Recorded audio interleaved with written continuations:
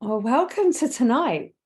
Jessica and I were talking, well, we talk a lot, but we were talking last week and we were just chatting about some of the things that we do. And, all these, both of us have been in this world for a long time. And I think that you learn a lot. And we've certainly got a whole range of practices and a whole range of knowledge and a whole range of understandings about different things. But as we were talking and doing some work together, we started to share some of the things that we just do. And we were like, we need to get this out there, because sometimes things that we do just as part of our lives and as part of what we know seem quite normal to us, but maybe they're not to everybody else. I don't know. So we were like, let's just do this live on Facebook and share it all. So this is unscripted and unplanned, which is always the best way that we work. And yeah, we'd just like to share with you just some of the little nuggets that we've picked up. So if you don't know me, I am Melissa Amos. I work with people all over the globe to help them understand who they are and why they're here and how to get to where they want to be so that they can live a life that they dream and desire. And Jessica, why don't you introduce yourself? I'm Jessica. I am a psychic medium and an intuitive guide, and I really help guide people through change and transformation. So like my sweet spot is that mushy stage of the cocoon to butterfly. That's where I live, is what do we do, when we know that we have to grow into something different and transform? How do we get from cocoon to butterfly? So that's my focus on my work. And don't you do that so well? I love doing it. It's because I have to do it all the time in my own life. So yeah. So, sometimes, when I first met Jessica, what struck me about her was her connection to spirit. That was the first thing. I was like, this woman is connected and she knows it. And I think that I think it was one of your blog posts that I first saw that started to talk about not wanting to pick up spirit in the grocery aisle or something. Yeah. That was the first thing I read, and I was like, yes, or we need to know more, or we need to get going. Because I think that for a lot of us who are opening up or who are in this world or who want to know more about connection, we get so keen, right? We're like, yes, I am here and I'm open and I'm available and come to me. And I see it in soul space. I see it in groups. I see it in a lot of discussions I'm in, that as we start to open up and dial in, that it can get like super overwhelming. Or they're like, well, I've got this message for somebody and I don't know who it's for because it's not for me and I don't know where it's come from. And what I love about that first thing and that I met you with, and then ever since, is you bringing it back and these techniques on how to control it so that we open up when we can open up, and then we close down when we close down. Because otherwise, if you're sensitive, that can be super overwhelming. It can be really overwhelming. And I think it's really important to say that when we open up, we open up. When we close down, we close down. But that doesn't mean we disconnect from our souls or from spirit, right? It's just like not an active, I'm taking in, I'm drinking everything in, I'm going to receive all that there is to receive while I'm buying broccoli, right? Like, like, not the time or the place. Yeah. So when we say close down, it's not like all of a sudden you don't have that connection. Yeah. That's what your spiritual practice is for. Yeah. That connection will always be with you. Yeah. But you definitely don't need to have to be open all the time. But it is tempting, because once you start playing with it and once you start experimenting with it and you get curious, I think a lot of people, the mistake that they make is they feel like they have to stay open all the time to prove that they're getting things all the time. Yeah. Right. Yeah. I think what we forget to remember is that our energy body, if we're sensitive or if we're curious psychically and we're on this path, and basically if you're listening to this, that's you, because otherwise why else would you be here, is our energy body is huge. Those of us who are sensitive or who are, been doing the work, our energy body is huge. And because we have a huge energy body, we start to encompass all of this stuff, all of this psychic clutter. So not only in those cases are we drawing in the stuff from here, but we're also drawing in all of the other stuff. So we might start, if we don't know what we're doing and we don't intentionally direct, there's a good word, don't intentionally direct where it's going, then actually some of these things that we're picking up aren't necessarily your spirit guides. They're not necessarily, you know, your great Auntie Joan or their great Auntie Joan.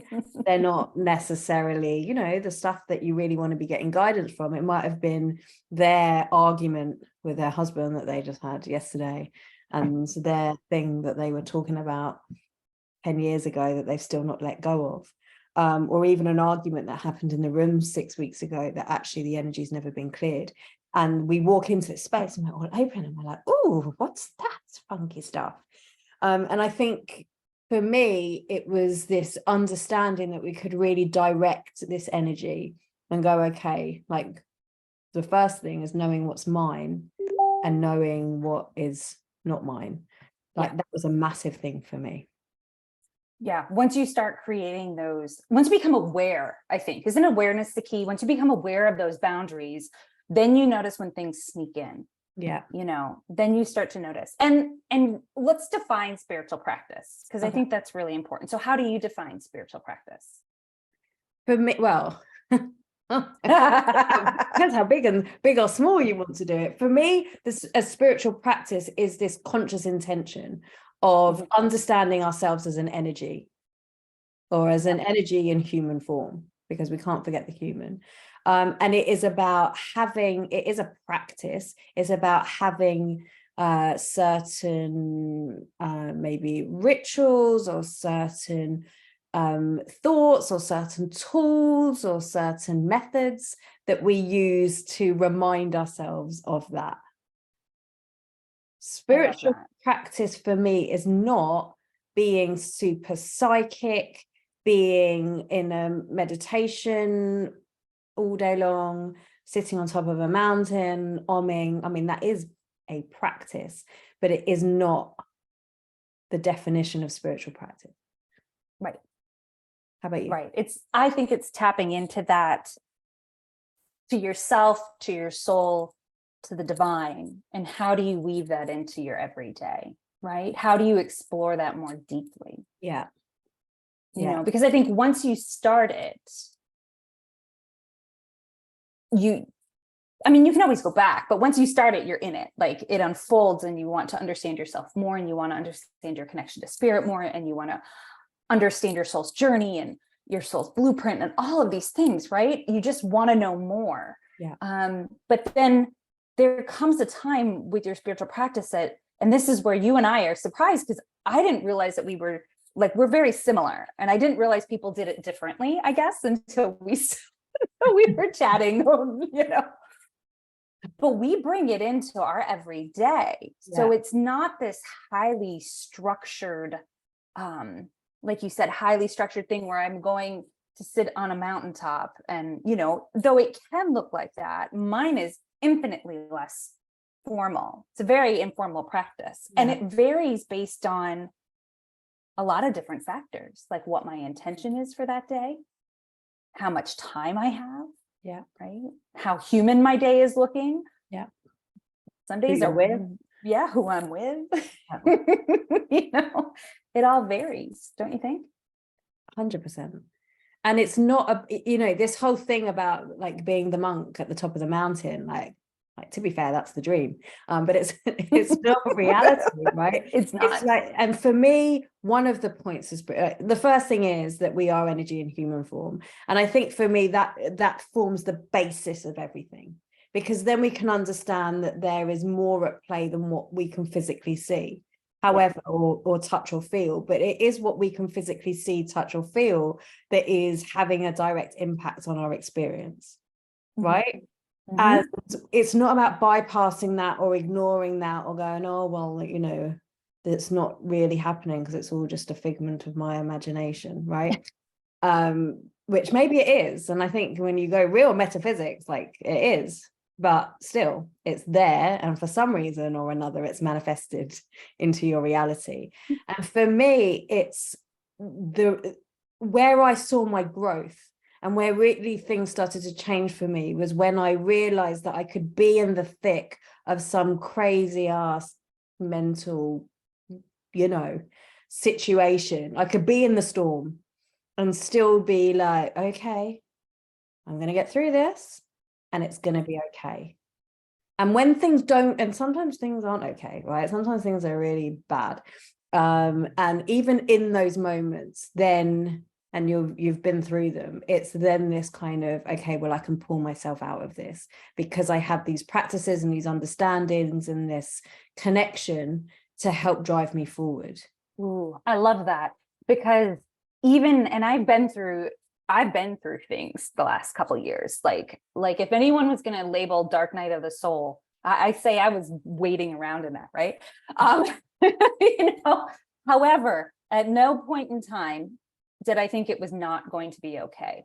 Yeah. I always knew that no matter what happened, even if the worst thing imaginable happened, yeah, it's still going to be okay. Yeah. It's just not going to look like what I thought it would.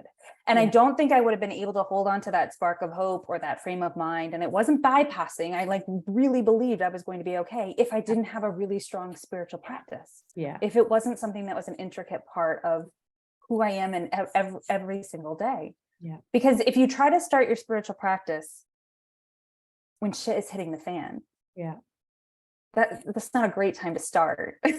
It's better to start when things are calm and you have the space to explore, so that when things do hit the fan, already, you already know, you've already got that foundation, you've already got that anchor, you've already got that space that you can go to help keep you floating above. Right. Which is where this kind of top of the mountain thing comes in really handy. Like if you're just beginning this, we've been doing this for a long time. If you're just beginning, then I think it is super important to have it doesn't have to be structured, but to have a practice to go, okay, well, for 10 minutes every day, whatever it is, or most days, I'm going to do something so that you can find yourself in this connection, so that you can remind yourself that you are energy in human form. That's it. And whatever that is for you, whether that is a movement practice, whether that is a stillness meditation, whether that's breath work, whether that's mantra, whether that's using your angel cards, even if it's listening to some of your favorite music or a podcast that brings you into the spiritual, or even a conversation like this. I think if you've got something every day and you commit yourself to that can keep bringing you back and just remind you of it, then you're going to start to create these neural pathways in your mind. And you're going to start to create this habit that goes, okay, well, there is this, and I know it's there. And I don't know about you, but I find it, and I've always found it very hard to meditate. Me too. Sitting, and when I talk about meditation, I just mean the sitting on my own, no guidance. I love a guided meditation, but the sitting and the breath, I find it super difficult. But I have noticed since I started my yoga practice that's got a lot easier.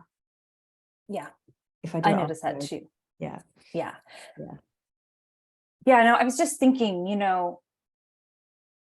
said if you're first starting out, to have that, to build those neural pathways, right? To build that, it's like you move from reactive to something to responsive. Yeah. And while that might not seem like a huge shift in perspective, it is.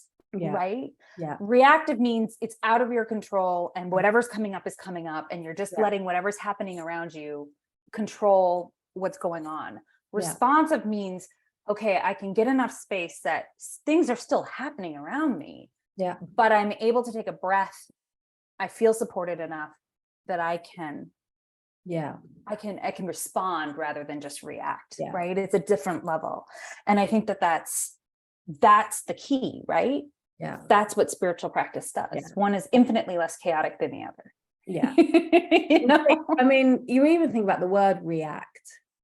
It's like I am acting again, right? I'm acting again in the same way that I always have. And actually, most of our, unconscious reactions and unconscious actions were formed when we were tiny, when we didn't know better, when we were just like, oh, I have no power, and I've just got to do what everyone else says, and I've got to be a good girl or a good boy, and all of this, and they're not necessarily healthy. And our parents, bless them, did the best that they could with what they knew and what they had.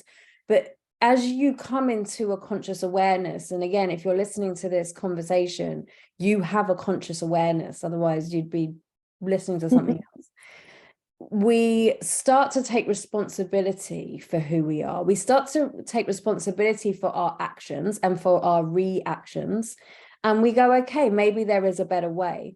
So that we become guided not by our emotions and not by our unconscious behavior, but we become guided by our purpose, or by our higher self, or by our sense of compassion, or service, or empathy, or joy, or whatever it is that we are wanting to bring more into our life. And let's be fair, it takes time. It's not like one day you wake up and you go, I am bringing bliss into all I do. And then the husband comes in and he starts hearing like, no, I am in bliss. I am not reacting. It just doesn't work like that. No, it doesn't.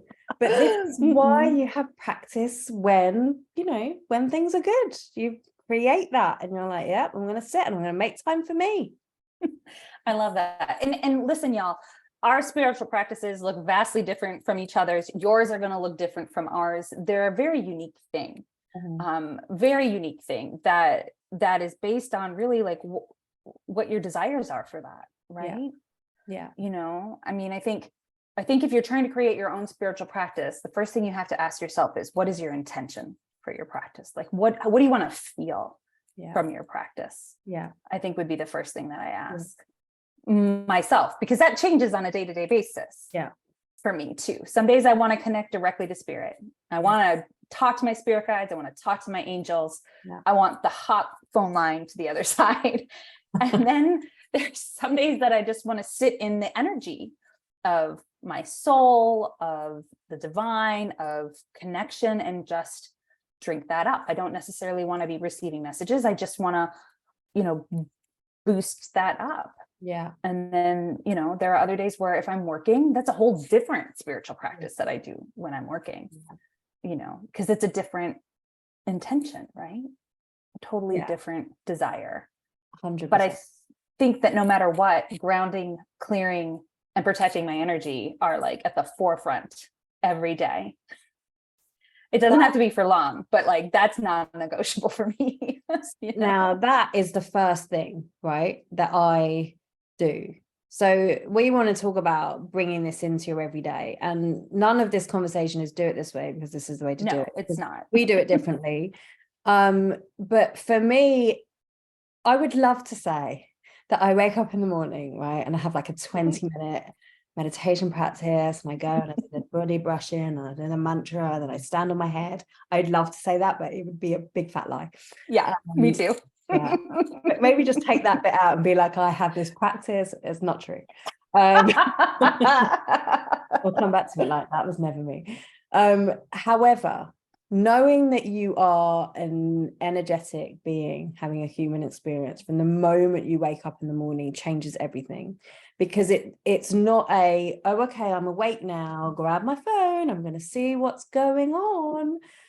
Because I would seriously love that too. But it's like, so the first thing that I do when I wake, right, is I'm like, okay, I've just been dreaming, and my dream time, all of our dream time is this beautiful, deep source of information. Yeah, we're all like trying to get messages from our spirit guides. Your dream time is your message. So the first thing I'm like, okay, what happened? Where was I? I allow for that energy. I just give myself like 5 minutes, and I let that come back in as much form as it can. I might write it down. Not all the time. I used to every day, but now I just kind of let it come, and I go, and I'll say something to myself like, I take the messages from there, or I accept the healing from there. So I'm just coming in, and this is my transition in from sleep time into awake time. In the outside world, husband, I just look like I'm just sitting there, just waiting for the next alarm to go off. But that's basically what it is. And then I get up, and I love this when you get up and you put your foot down and just say thank you. Thank you. Oh, I like that. Yeah.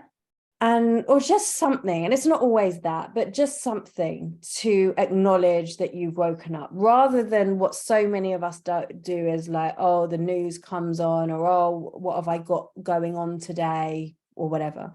If I have got more time, then I will often then kind of run through my day, but in a way that, so for example, if I haven't got onto yoga, because you hit like those spaces go like that, right? And there's like 10 spaces in the class. If I haven't got onto it, I'm like, and I'm on the wait list, I'm like, see myself, take the kids to school, come back, do my work. I see myself in yoga. I swear it works every time. Every time I'm in. And you know, and so I might kind of like not plan the day, but just run through the day and just see things going well, or me bringing that energy through, or getting the things done that I want to, in a kind of, I guess in a more of a feminine way, and a more of a receiving this image or this feeling of me going through that. If I can start my day that way, my day is completely different to if I am just, you know, and the alarm doesn't go off and you have to get up and blah, blah, blah, blah, blah. Yeah. So for me, that sets the tone for everything else. And it's such a simple hack. It is. It's an intentional way to start it. So mine is different, but it still starts with intention. Yeah. So I wake up and I'm an avid dreamer. So I usually am like trying to recall like what was going on, what were the messages. Oh yeah. Because there's a lot of communication that happens at night. Yeah. But mine starts with like a cat on my chest. Like I have these enormous beach cats. They're huge. I've got a 15-pound cat on my chest and like 2 more on my legs, right? Waiting for me to feed them. But they're just sitting there, and I try to sit in the moment with them and just appreciate, notice the weight on my legs, notice the purring, notice the whatever they're doing, just being aware of that and staying in the moment. And I try to take 5 deep breaths before I get out of bed. Nice. Because my brain loves to turn on. Yeah. And just go you know, and it could go and create great, amazing things, but that is not the moment of my day to be doing that. Yeah. And I just try to take 5 deep breaths. And then I have to stop because I've got 4 cats, I've got a dog, they need to be let out, fed, whatever. And then I come back and I've just told my people, my child's old enough now that she can like hang tight, make herself breakfast. Nice. But then I go, and if I've got the time and I don't wake up late, then I'll do a body scan, I'll do a little meditation, grounding, clearing, protecting, and then just sit and like observe my thoughts and just kind of focus on like staying mindful, observing sounds, smells, that kind of thing. Not for terribly long. And then I start my day, you know? Yeah. And then I start my day. Yeah. If I have a glorious amount of time in the morning, I'll like go find my spirit guides and my angels, and I'll pull some cards and I'll journal. But that sometimes has to be divided up, I've found, throughout the day. Yeah. It wasn't sustainable when I was trying to do it all in the morning. Yeah. I was running out of time, and then I wouldn't do it because I thought, oh, I don't have time to even start it because it takes too long. Yeah. Or now if I break it up, that doesn't enter my, you know what I mean? I don't blow it off. But this is the point, right? Is that it doesn't have to be elaborate. It doesn't have to be the same thing every day. It doesn't have to be like, it doesn't have to be anything. But anything that can bring you back into that inner world and into ownership. I think that's it. Is that it? into ownership of the inner world, that you are the master of your own destiny, that you have more control than, or power than you think. I don't think it's about control, because it's often about flow. That you're here for a purpose, and that oftentimes our mind and our emotions and our duties and all this stuff just runs amok, right? And it's a good word, isn't it? It is. I like it. And if we can somehow not let that, or if it does pull us, find that way to come back, that's it for me. And you know what that starts with? Yes, your morning practice is important, but if you've missed it in the morning, spirit literally doesn't care. They're like, No. Okay, if it's 11, 12, 1, 2 in the morning, it doesn't matter, right? But if you start to understand self, right? So if you start to understand how your mind works, or how you maybe go to the supermarket and you're buying a broccoli and suddenly you feel overwhelmed, but you don't know why, right? Or like for me, when I do admin, I just get like, I hold my breath. I'm like, and I notice, and one day I just noticed that I do this. And I'm like, Melissa, so I literally, if I know that I'm doing a task like that, I'm literally like, Melissa, breathe. Just Melissa, breathe. And then I come and I bring my hand on, because like you said with the cats, when you can feel that weight, that touch on the heart, it brings you back in from here, where you're very ungrounded and wibbly wobbly. You come back here and you just breathe, and it just lands you back in. That is one of my best spiritual practices. Hand on heart, one breath. And if I'm really spinning out, I do a long breath and I'll make some sound with my mouth. So it'd be like the same thing. Oh, if I feel myself moving into overwhelm, yeah, I'll take that breath in and, make a sound coming out. Yeah. And it's usually enough to reset. But I don't know that I would think of that if I hadn't made it a practice before then. Yeah. Right. Exactly. So this is all these things when we go to the sound baths, right? When we listen to the mantra, when we understand what kind of music soothes us and what excites us and what kind of spins us out. When we start to learn that, and really when we are in the moment and we're experiencing something, really take note about what's going on. Like when I'm in the supermarket, I get overwhelmed. Like you might not even think it, just because it just becomes normal. But as you start to understand what's going on, when you can understand what actually soothes you, what actually works, because it's not about this connection first. First, it's about this connection. It's about the connection with you physically and your physical body, so that you can feel comfortable and that you can feel safe and that you can feel supported in your own body. Because once you're there, then, and you're rooted in there, this connection that we're all looking for is a lot clearer, because this bit isn't screaming and shouting at us to keep safe, or to flee, or whatever it is that we're so used to. Yeah, it just creates that little bridge from our soul to our human experience. Yeah. And then it keeps that connection through the day, right? Right. Remembering that we're more than this moment, but we're also human. Yeah. And we meant that. We chose that. Maybe not next time, but this time we signed that contract.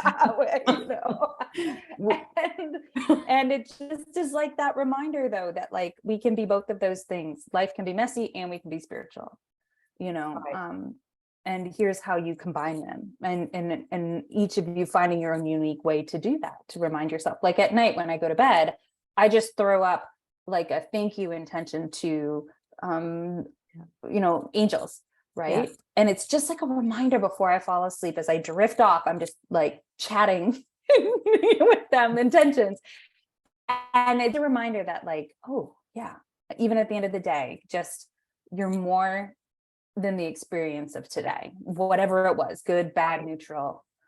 There's more there, and you're supported, right? So I fall asleep feeling supported, knowing I'm supported throughout the night.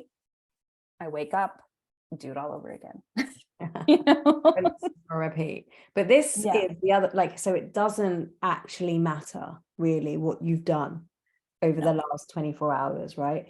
And it's interesting because this is what when we were just talking last week, this is what came up, that both of us have this thing in the morning and we both have this thing in the before bed. I think that was what sparked this. I was like, I don't just go to sleep. When I go to bed, I'm not like, oh, I'm going to sleep. Ideally, I do my meditation practice, and like that's just 10 minutes, and I might listen to something or have some mantra on before bed. But it doesn't always happen. But when I get into bed and my mind, my busy mind, is just always blah, blah, blah, blah, blah. And I'm like, okay, thank you very much for your opinion.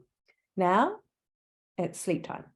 And so here I begin to set my intent. So if my brain wants to give me all of the things I've messed up through the day, then that's what it's going to do. And I'm like, okay, well, thank you very much.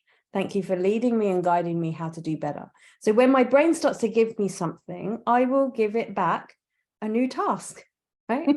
Thank you for giving me something more helpful to think about. Thank you for helping me respond to this better in another way. Thank you for bringing healing to this. And whatever it is, I'll kind of, I don't know if it's put a closure to it, but it's just, you know, bringing a new, it's bringing a new energy round into it. Yeah. And then I'm like, okay, well, I'm going to sleep. And if I've got something going on, I want to make a decision, I've got something, I don't know, or I'm heat or something needs to be healing or something like that, then I'll be like, in my dreams tonight, thank you for bringing me the guidance that I need. Like whether I remember it or not, I don't know. But then my dreams and my mind are then guided into resolving or bringing solution to that. Yeah. My favorite phrase is thank you for helping me see, because I know they're there. I know they're supporting me. I know they're guiding me. Sometimes I'm not paying attention. Right? All of that. All of that. Thank you for helping me see or notice, or I like to call it following the breadcrumbs, right? Because sometimes they'll drop little pieces that get me from point A to B. Yeah. And then I always say, thank you for helping me trust those things. Yeah. Right. So that I'm not second guessing. I'm not, you know, like, thank you for helping me trust those things, because trust is the big one. Yeah. You know. Yeah. But let's come back to this, right? Is that it's true. Spirit are always there. The guidance is always there. It's just whether we are there listening or whether we're tuned in. And how can we expect to be able to hear or know that spiritual guidance system if we don't know what our body's doing, our emotions, which are our emotions are our physical guidance system. And this for me brings this back into this every day. Okay, well, I know that this makes me spin out, or I know that this soothes me, or I know that this, and you just start there.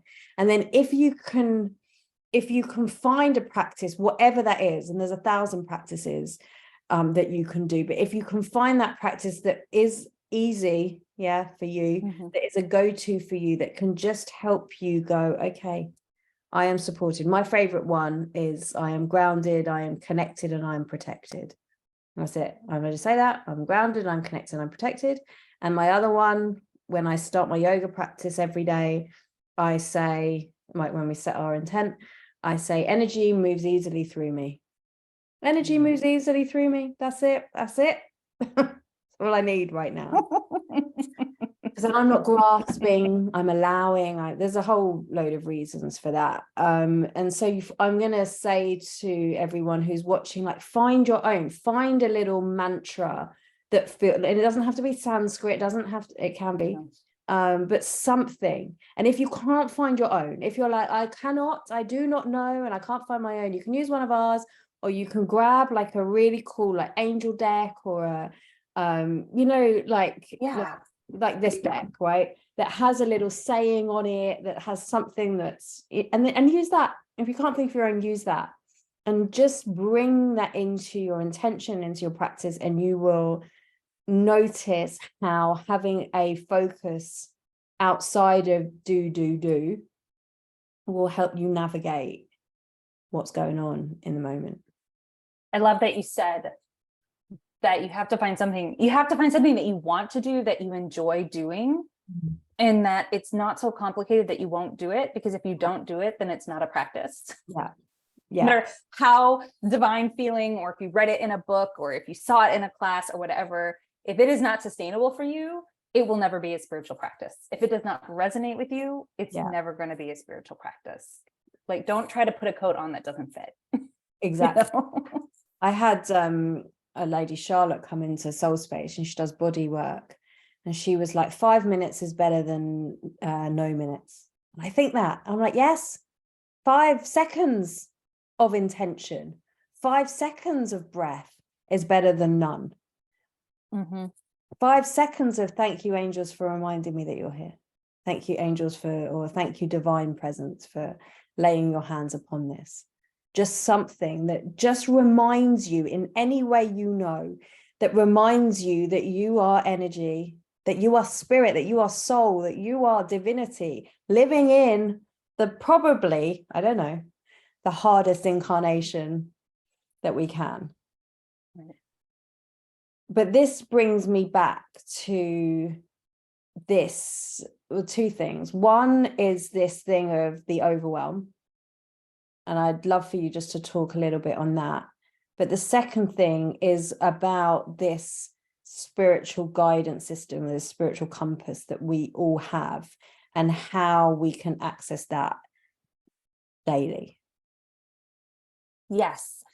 Do you want to talk overwhelm, or do you want to talk compass? We can do either. Both are like. Talk for a moment on that broccoli buying.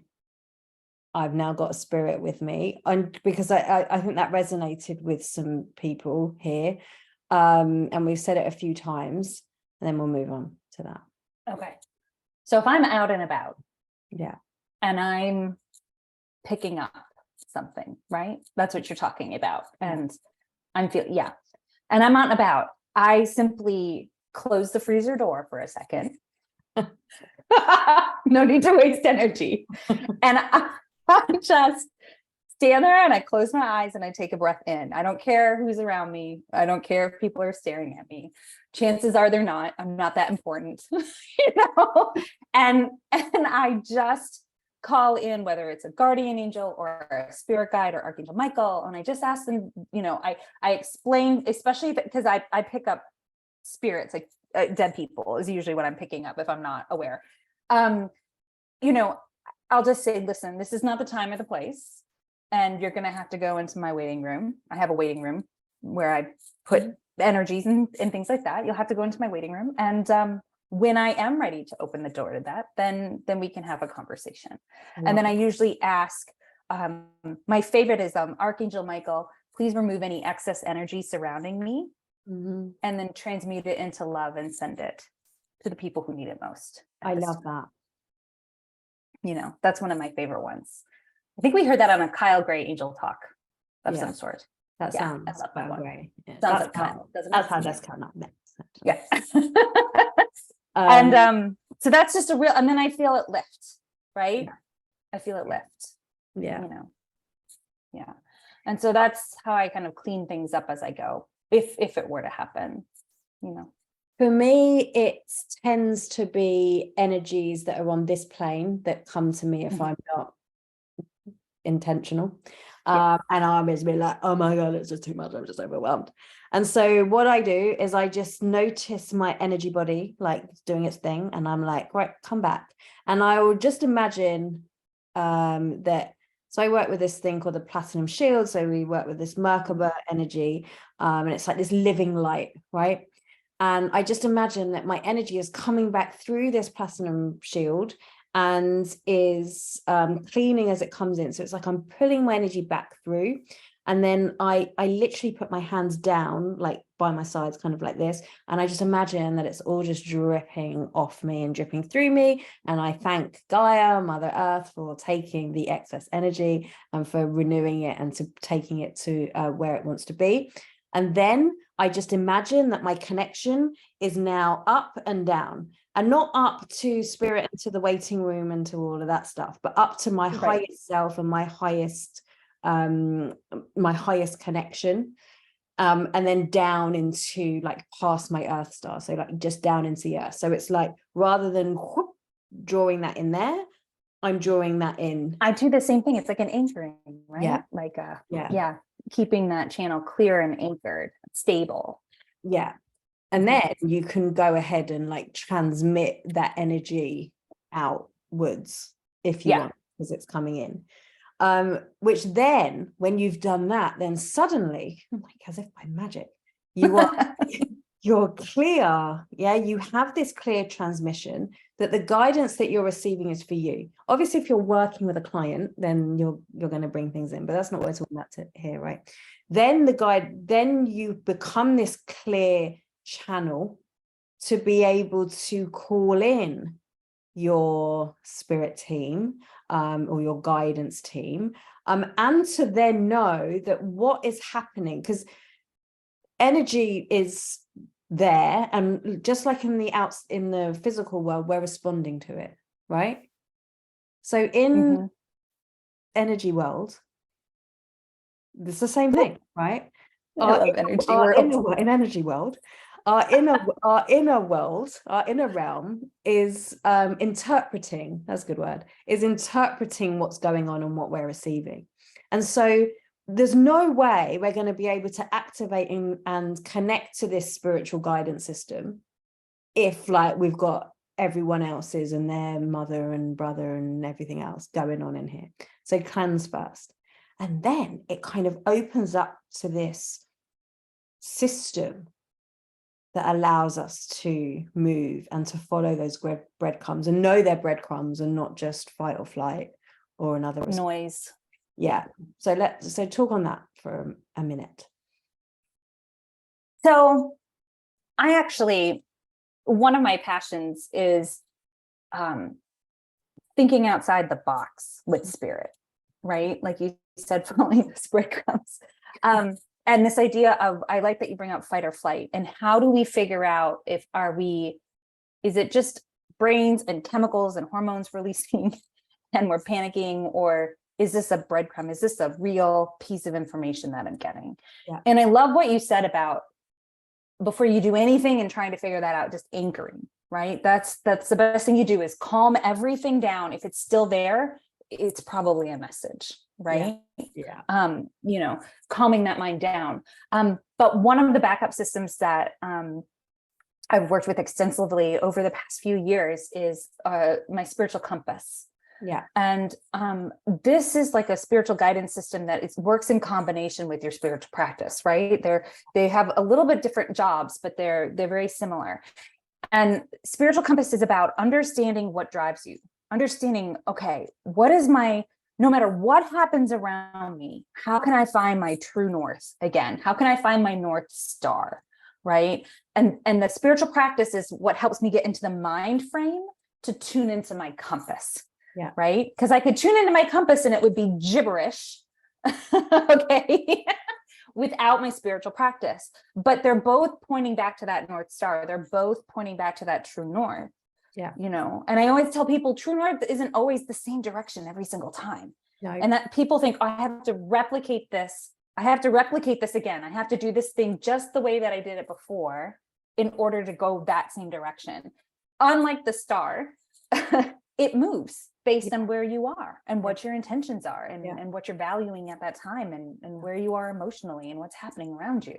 And so when you have this strong kind of navigation system for yourself and you combine that with a powerful spiritual practice, then you're never wondering, is this a breadcrumb? Because you're like, no, this is a breadcrumb because it's in alignment with my compass. This is the whole loaf. It's the whole loaf. This is leading towards what I know to be true about myself and what I know to be true about spirit and what I value in this life and what my intentions are for this life. Yeah. And I think it's something that we as spiritual people can sometimes forget, that our human self is really an important part of this experience. Yeah. And taking time to just slow down and say, what do I value? How do I want to feel? What am I feeling? And is that in alignment with how I want to feel? Yeah. Right? That emotional awareness that we talk about, Yeah. And some people will call it purpose. Some people will call it North Star. Some people will call it True North. But at the end of the day, it's what drives you. It's the thing that gives you the desire to wake up in the morning and move forward. Yeah. One of the most interesting things I've learned over the past couple years, my life has been walking alongside cancer for the last couple of years, loved ones that I have that have cancer. And so, of course, being the nerd that I am, I'm going to read every single book, right? And not just science books, but also, thoughts and emotions and the psychology of it all. And so I've been devouring books to help support the people that I love. And one of the things that I kid you not, every single book mentioned was the person who has cancer has to have purpose. Yeah. The best thing that you can do for them is help them to have purpose, whatever that is. They have to have purpose. Yeah. And it was the thing that brought them, I get goosebumps. It's the thing that brings them through that experience, that journey, that helps them still continue to live life. Yeah. Right? Yeah. It's the purpose. And when they lose purpose, things don't unfold in the way, Mm-hmm. And it doesn't matter what your outcome is. It doesn't matter if it's a terminal illness, or if it's not a terminal illness, if it's cancer or anything else, if it's just an illness of the heart, right? Like an emotional illness, you have to have purpose. Yeah. You have to have purpose. And so when you take your spiritual practice and you take your spiritual compass, you discover what your purpose is. And once you have your purpose, you can express it in so many different ways. It's like magic. Purpose isn't just one thing. It can be expressed in many, many different ways. And once you have that, waking up in the morning is like, okay, today maybe one of those days, or even going to bed at night, that was a day, or that was a year, depending on how things are going, right? But I know my purpose. Yeah. I know my purpose, and I'm going to tap into that, and I'm going to re-energize, and I'm going to get up, and I'm going to do it again tomorrow. And it's going to be, it's going to be okay. Yeah. It's going to be okay. And it might even be more than okay.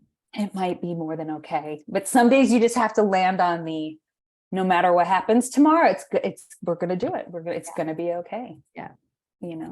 Yeah. Purpose is, I think, the thing that so many of us are searching for and wanting to know what it is, with the readings I do and people come in, that's a question I get asked 1,000 times. What's my purpose? And when all the while that we are focused outside and focused on what's going on and like literally just trying to navigate the everyday, where we're stepping away from it. Not that we're moving away from purpose, but we're stepping away from knowing that and from understanding that. But just having that knowing of what that is, and not even what that is, that you have purpose, that there is a reason why you have landed here on earth in this lifetime, brings you everything that you need. What do they say? That we hold everything inside us. It brings us everything we need to get us to where we want to go. But I would say that probably 90% of us have no idea what that is and where it is and how to get there. Mm-hmm. So we're all muddling through. But I understand that you're going to be helping some people with that next week. Yes. So starting May 8th on Monday, my podcast, Adventures with Spirit podcast co-host Andrea Neville and I are hosting a free 5-day exploration called Spiritual Compass, Discovering Your Purpose. And we take you step by step through the process of all the different parts that make up your compass, helping you to get more clarity on that, helping you to understand, what are you looking at when we talk about purpose? Because purpose as a whole can be overwhelming. But when you start to break it down into the things that make up purpose, the things that really, the heart of the matter of it, it makes it much more approachable. It makes it much easier to understand. And it's probably going to look very different than what you thought it would. And so that's happening on May 8th. It's free. We'd love to have you join. We can drop the link in. I've just done it. Oh, you're brilliant. That's why I just look really confused just then, because like it wouldn't paste, but that's what I was doing. I In love Mercury you. retrograde and everything. Oh, I love it. It's magic. It's actually But magic. yeah, we would love to have you join us. There's going to be live calls every night. You're going to get lots of coaching, meditations, like lots of contact, because you can't be working with this material and not, you know what I mean, be able to bounce it off people. And so there's going to be a lovely community and some great live classes and stuff where you can do that. So Well, I'm very excited.